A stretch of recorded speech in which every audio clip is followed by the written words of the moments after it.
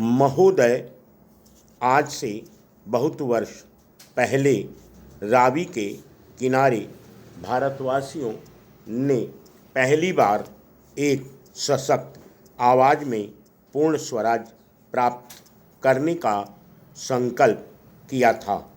वह संकल्प हम लोगों ने अपनी अंतरात्मा की आवाज़ पर लिया था। उस संकल्प में मेरा भी छोटा सा योगदान था। सन 47 में हमारा संकल्प पूरा हुआ और हम अपनी एक मंजिल पर पहुँचे। संसार में लोक, राज और धर्म निरपेक्षता पर आधारित एक नई प्रगतिशील ताकत ने जन्म लिया। जवाहरलाल नेहरू 17 वर्ष इस नए स्वतंत्र देश के प्रधानमंत्री रहे। इस अवधि में हमारे देशवासी, जिनके अलग अलग धर्म और भाषाएं हैं, एकता के सूत्र में बंध गए। जनतंत्र ने जन्म लिया और जड़ें पकड़ी। जनता के जीवन को बेहतर और सुखमय बनाने के लिए हमने पहला कदम नियोजित आर्थिक विकास की नीति अपनाकर उठाया। भारत की आवाज़ इसकी सीमाओं के पार भी सुनी जाने लगी। यह आवाज़ हमेशा दबाए हुए लोगों की मुक्ति के रूप में उठी। इससे बहुतों को आशाएं बंधी और हौसले बढ़े। साथ ही यह आवाज़ शांति और समझदारी की और सब राष्ट्रों में दोस्ती और सद्भावना बढ़ाने की थी, जो समयानुकूल और उचित ही था।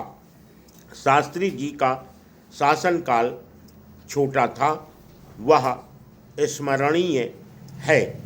उन्होंने सौम्यता और दृढ़ता के साथ देश का नेतृत्व किया और भारत की परंपराओं को आगे बढ़ाया।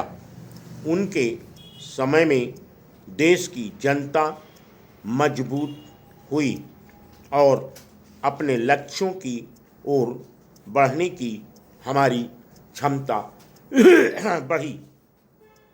आज हमारे सामने कई जटिल समस्याएं हैं और मुझे उनका पूरा आभास है।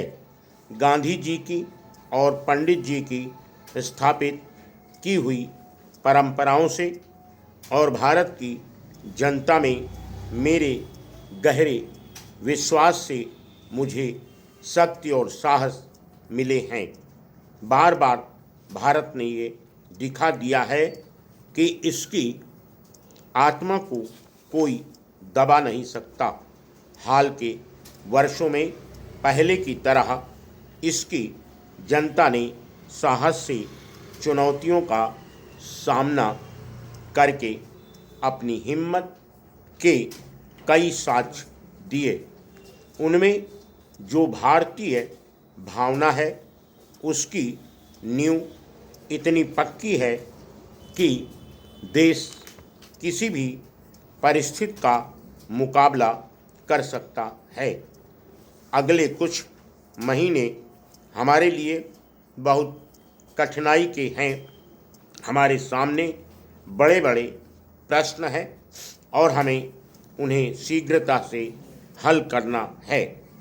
वर्षा न होने से सूखा पड़ा है और देश के कई भागों में अकाल की सी स्थिति हो गई है। Full stop.